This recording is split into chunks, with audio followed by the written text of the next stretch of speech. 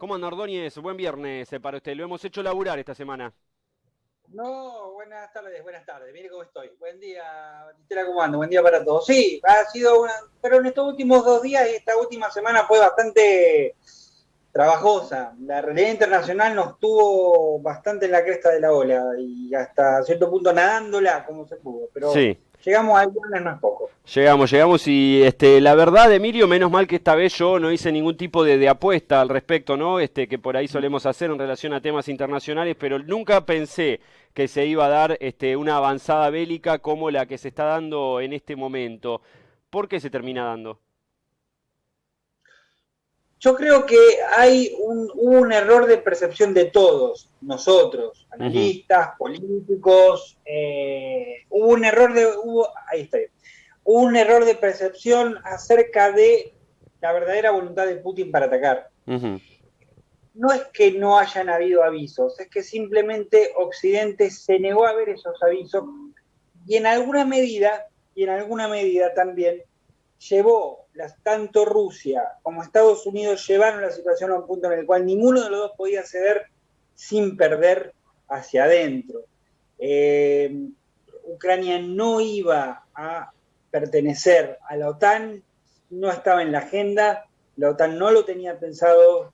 Hay una promesa, lo hemos hablado aquí, del 2008, una Ujú. promesa que no está escrita, no hay hojas de ruta, hay solamente un compromiso verbal, que relaciones internacionales es lo mismo que nada prácticamente, y ante la, ante la posibilidad de que ese acuerdo pudiera sustanciarse en algo más concreto, Putin hace una guerra preventiva, hace un verdadero ejercicio de guerra preventiva, marcándole la cancha a Occidente, marcándole que las líneas rojas estaban realmente en Ucrania, y, y acá viene tal vez el error conceptual nuestro, que es no haber entendido hasta qué punto Putin estaba dispuesto a defender esas líneas rojas.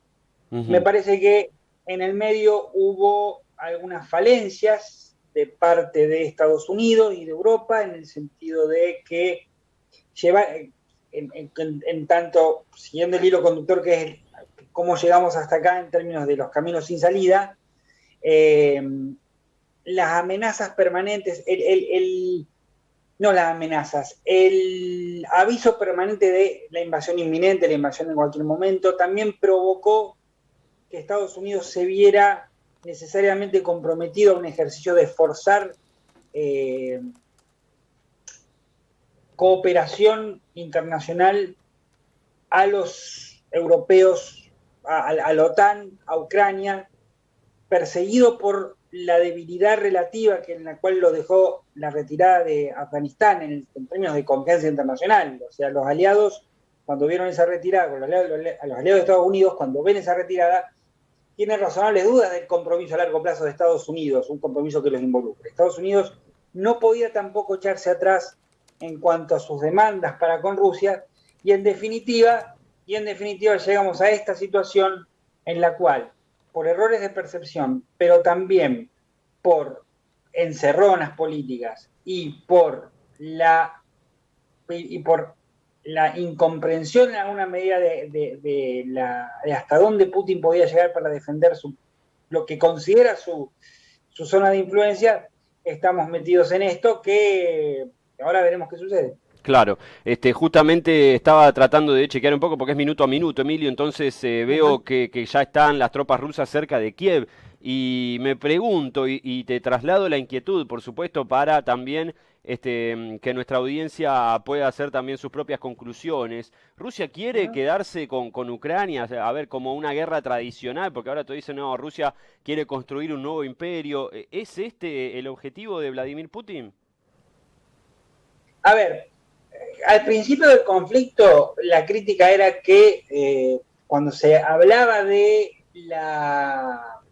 cuando se hablaba de reformatear el sistema europeo de seguridad, o sea, hasta dónde llega a la OTAN en relación a las fronteras con Rusia, una de las críticas de Occidente más común era que Rusia quería generar su propia zona de influencia. Rusia ya tiene su propia zona de influencia. Es el Ujú. extranjero cercano, es Ucrania, Bielorrusia, todos los países, Georgia, Azerbaiyán, hasta cierto punto con sus alianzas, con sus dimes y diretes, pero lo cierto es que Moscú es el actor prioritario en esa región. La zona de influencia ya existe. Eso por un lado.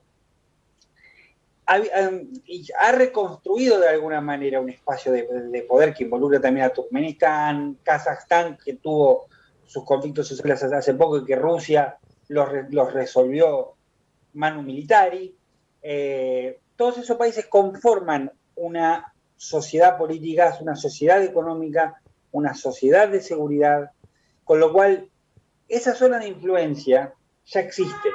No tiene el poder de la Unión Soviética, no tiene los objetivos ideológicos a nivel global con los que contaba la Unión Soviética, pero la zona de influencia existe. En este sentido, Ucrania también forma parte de la zona de influencia de Moscú. El problema de Ucrania es que está dividido en dos. Una parte quiere ir para Europa y la otra parte quiere permanecer de alguna manera bajo la égida de Moscú.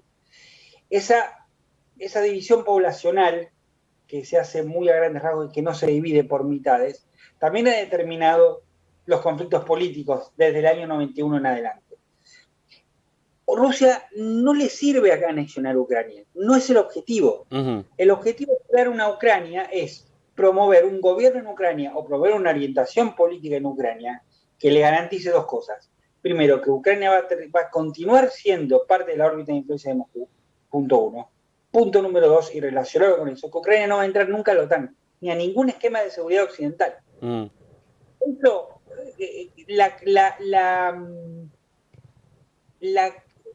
no sé cómo llamarlo, lo masivo del bombardeo, hay que entenderlo también en este sentido.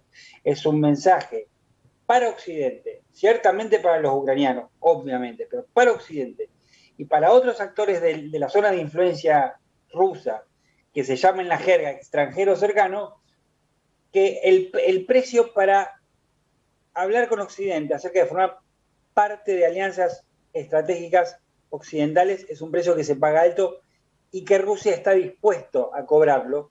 Y ahí es donde, repito, el error que cometimos todos es, sí, va a reconocer, pero no creo, es solamente una cuestión de negociación. Claro. Dice que puede atacar, pero capaz que es una maniobra de presión. Putin jugó también con los tiempos y las divisiones de Estados Unidos y Europa en esos ejes. El resultado es este. Responsabilidades de ambas partes.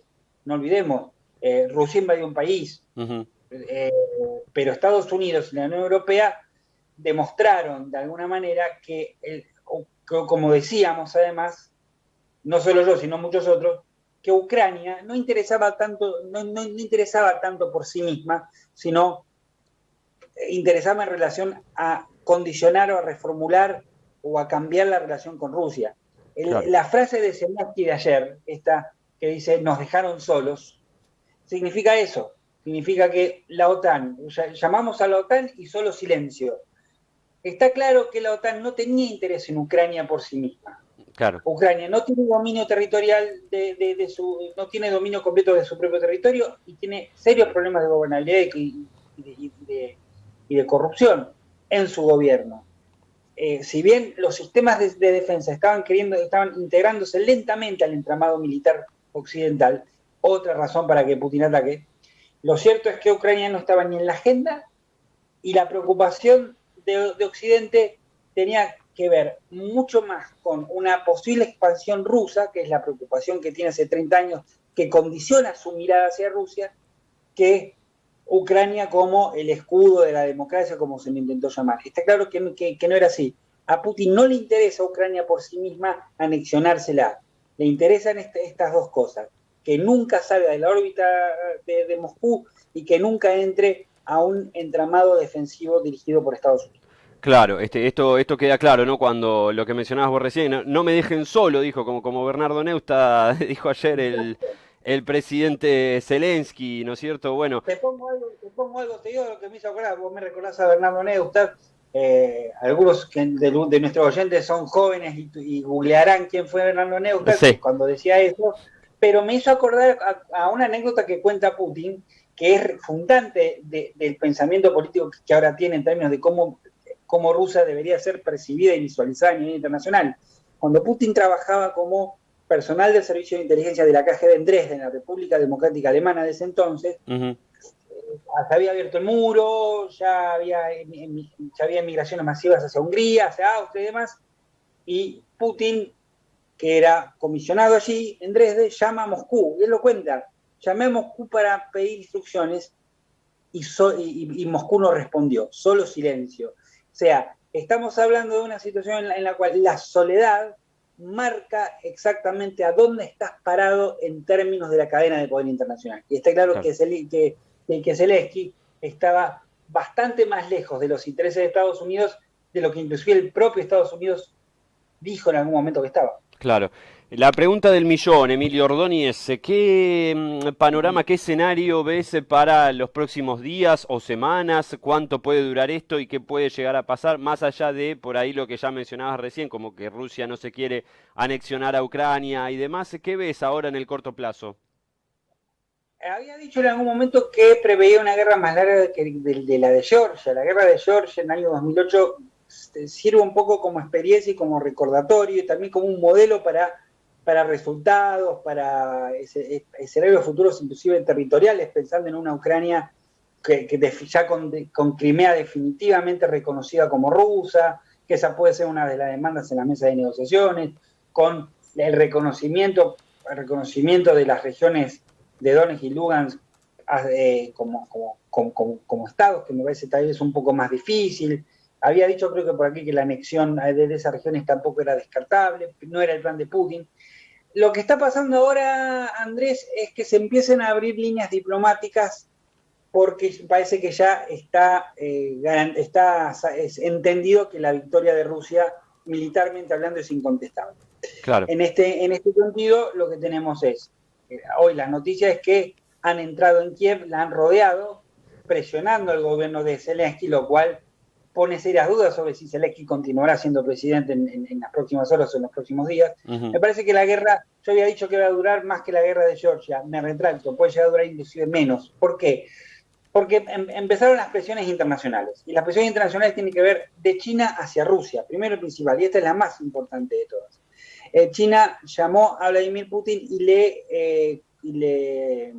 no lo conminó, le recomendó que iniciara negociaciones de paz. Ujú. Putin accedió, esas negociaciones serían en Minsk, la ciudad donde no casualmente se firmaron los dos tratados que hoy no sirven, que hoy están fuera de vigor, que marcaban la hoja de ruta de la solución al problema de las regiones rusas, el problema local ucraniano, y que Ucrania y Rusia serían parte de ese diálogo. Habrá que ver si Ucrania accede a ello, pero Ujú. comienza a vislumbrarse una solución en la cual Rusia es la victoriosa militarmente y China es el hacedor diplomático de ese armisticio, por lo menos, hasta llegar a un tratado de paz. Sí veo una Ucrania que no va a quedarse con todo su territorio.